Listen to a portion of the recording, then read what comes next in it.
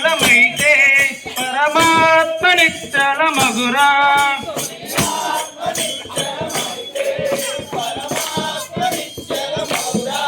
నీ ఆత్మ నిశ్చలమైతే పరమాత్మ నిశ్చలమగురా.